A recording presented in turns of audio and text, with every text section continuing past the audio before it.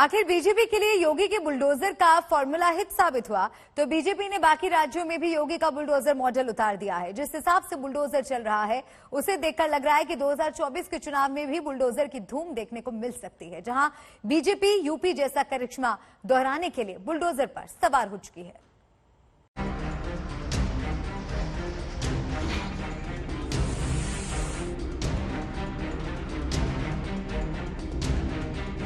योगी का bulldozer model hit है जो अब यूपी के बाहर धूम मचा रहा है।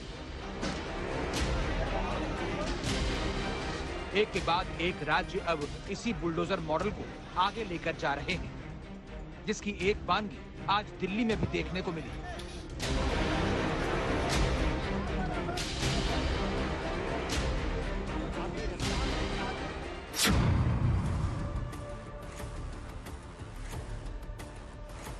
पिछले महीने मध्य प्रदेश के शिवपुर जिले में एक नाबालिग लड़की से गैंगरेप के आरोपियों के घर बुलडोजर से गिरा दिए गए। एक आरोपी की फसल जेसीबी से नष्ट कर दी गई। इसके बाद सिवनी में रेप के आरोपी का घर भी बुलडोजर से ढहा दिया गया। एमपी में बुलडोजर दौड़ा तो बुलडोजर बाबा की तर्ज पर शिवराज सिंह चौहान बुलडोजर मामा बन गए।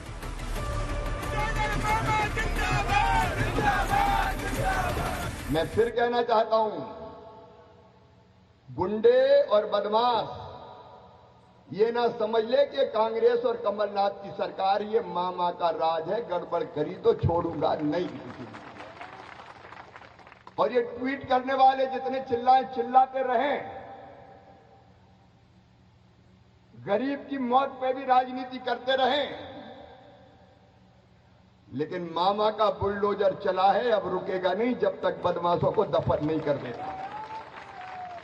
भोपाल में तो बाकायदा बुलडोजर मामा के पोस्टर लगे, लिखा गया बेटी की सुरक्षा में जो बनेगा रोड़ा, मामा का बुलडोजर बनेगा हथौड़ा। इसलिए उत्तर प्रदेश की धरती पर योगी आदित्यनाथ जी ने बुलडोजर चलाकर अपराधियों के हौसले परस्त किए हैं।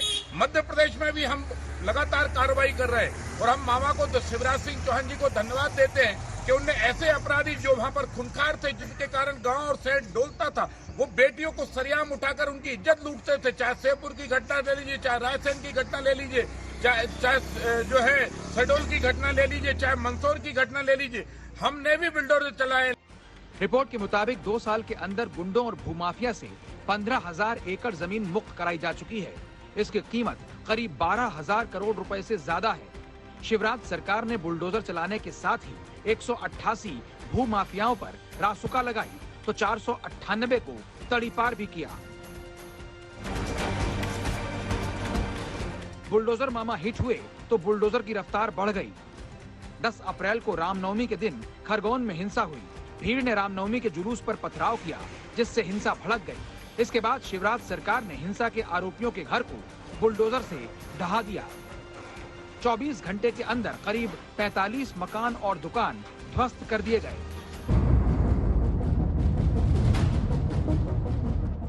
खरगोन की तरह ही गुजरात के खंबात में भी रामनवमी के दिन सांप्रदायिक हिंसा हुई। हिंसा के बाद आणंद जिले के कलेक्टर के आदेश पर खंबात में अवैध कब्जों पर बुलडोजर दौड़ाया गया। ये बुलडोजर अवैध दुकानों, घरों और सड़क किनारे बनी झुग्गियों पर चला। प्रशासन ने दावा किया था कि बुलडोजर हिंसा के आरोपियों के अवैध कब्जों पर चलाया गया है। उत्तराखंड में अवैध निर्माण में बुलडोजर ने रफ्तार पकड़ी है। इतना ही नहीं, हनुमान जयंती पर टाडा जलालपुर में शोभा यात्रा में हुए पथराव के बाद प्रशासन आरोपियों के घर पर बुलडोजर लेकर पहुंच गया। बताया जा रहा है कि बुलडोजर पहुंचने के बाद 2 आरोपियों ने खुद ही सरेंडर कर दिया। बिहार के छपरा में हत्या के 2 आरोपी फरार थे। प्रशासन ने घर कुर्की के साथ ही बुलडोजर चला दिया। हरियाणा की खट्टर सरकार ने पिछले साल जुलाई में सिरसा में 2 बड़ी अवैध कॉलोनियों पर बुलडोजर चलवाया था। असम के मुख्यमंत्री हेमंत बिस्वा शर्मा तो खुद बुलडोजर पर सवार हो गए।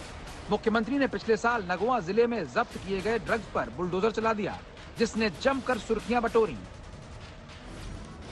अब बुलडोजर एक्शन की एंट्री दिल्ली में हुई है। यहाँ भले ही अरविंद केजरीवाल की सरकार हो, लेकिन एमसीडी बीजेपी के हाथों में है। ऐसे में बीजेपी ने यहाँ भी बुलडोजर वाले अंदाज में एंट्री मारी। यहाँ अवैध निर्माण को ढहाया गया।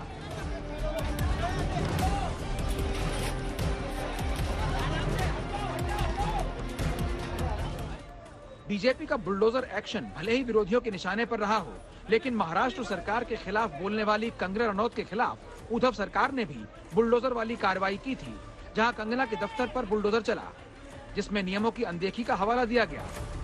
हालांकि वहां उन्हें कोर्ट से फटकार का सामना करना पड़ा था।